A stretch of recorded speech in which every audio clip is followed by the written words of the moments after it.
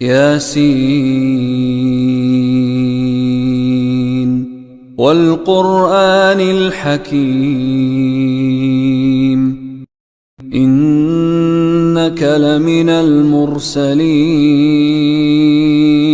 على صراط مستقيم تنزيل العزيز الرحيم لتنذر قوما ما